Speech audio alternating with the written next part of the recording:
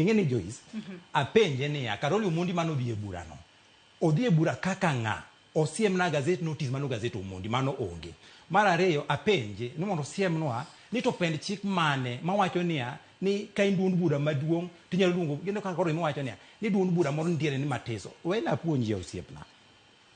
onge ga duond bura matin e bwok piny Kenya ka enena niya politics in Kenya en ga dynamic kawuono yudo ka Jubilee majority party kinyo ODM tin odiong machielo nendo PNU teko ne nitiere duond buche te kisomo pend chik maloso duond buche kaka nolos UDA e kaka nolos National Liberal Party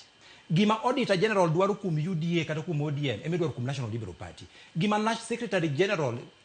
onego bene timo ne chama mar ODM ema abe anu Omondi K'Oyoo abatimo ne chama mar National Liberal Party gima dago ni mondo apuonjo siepna ni matin mondo wakonyo jothurwa kadi beni do awacho sani ende ni Junet koro ni rach we apar ni migosi Uhuru Muigai Kenyatta masani endi en jatend Azimio kaka chairperson en achiel nodhi nyaka State House ma ogwelo siepege moko momi kombe mopogore e serikal masani nitiere migosi Uhuru Muigai Kenyatta waseneno ka nitiere State House kendo ka nyiero gi Ruto wan ing'eyo gima ng'eny niya watugo siasa moro mar maendeleo ok siasa moro mar agoko ineno gimoro miwacho moro mar agoko kar kania ni waduon buche madongo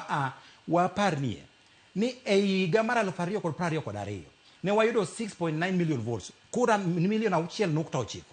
6.9 million votes ginyiso niya migosi Raila Amolo Odinga ne ng'ama riek nuseng'e maber niya yiero mag piny Kenya masane ni ok inyal dhi yudo kura moro motegno kokiriwri gi oganda moko sani ende king'iyo mathematically and scientifically kane wabet piny bang' yiero kana watimo postmortem kama jakom Raila Amolo Odinga manobet kane chia meeting nogonwa erokamano kaka jo-Azimio kowacho niya ka dine bed ni ok ne wabedo kanyakla kaka duond buche man tiso mane nitiere Azimio nyiso ni kar William Ruto dino yowa gi almost 3 million votes nyiso niya ODM kende nok nyal kelo 6.9 million votes kono me osiepna kiwacho ni nitiere duond buche moko matiso taparo ni lal dware mondo duogi ng'e ni to kare political parties ginang'o to why political parties form mar ariyo sani endi no ka kore wacho wach mar Junet Mohammed kore siemo Junet Mohammed Junet rach to ka koro Karoli Omondi ni ema no yanyo wa 2022 Karoli Omondi achiel masani kore wacho ni nen gi Ruto man in fact ng'anu kugelo Ruto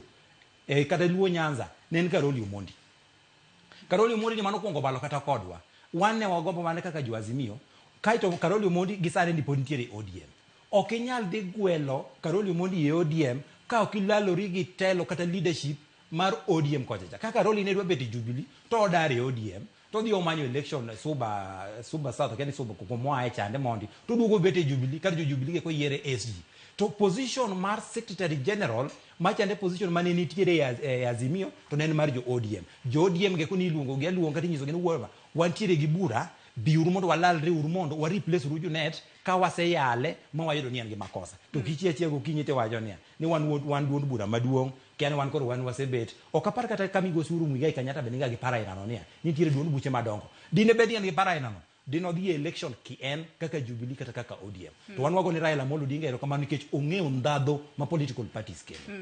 we mondo me a respond ne Omondi K'Oyoo nyaka chaka wach maler party ni en chama matin mok nyal bedo gi any talk ok onyal bedo gi any decision ok onyal make any decision e table miwache chama madongo mano nyaka winjire number 2 6.9 million votes mane Raila Amolo un kaka National Liberal Party unyalo claim adi e 6.9 million mondo kok wachak wuoyo nitiere gima nyaka ung'e ni nitiere chama moko ma ng'ato form as an individual to keto nyithindo matindo bedo secretary bedo executive director bedo kama mondo mi odhi negotiate go magi chama matindo gi magi are just negotiation vehicles they cannot make anybody be anything koro nyaka wakuongo bed truthful to the fact ni chama ok bed nitiere chama moko ma bedo form to form government to nitiere chama moko ma bedo form for negotiation koro chama ni number 3 we mondo mi atieki chama mane ma ni sama form government igalufariyo gi apagaberiyo Jubilee Party noriwore kanyakla gi tiene gi chama Ruto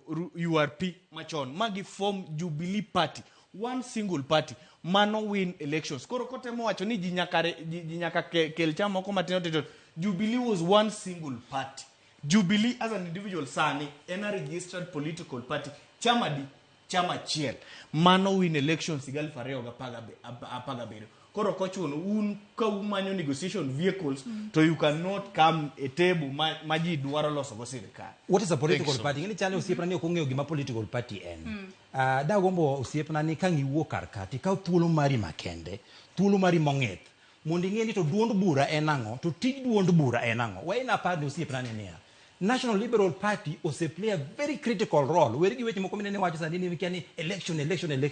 Duond bura tijo kena na election no kende. One kaka National Liberal Party mondo ne loss duol masani di mara IBC ni mondo ne bede in place. Joyce bro wacho ni anoja fuambo ka.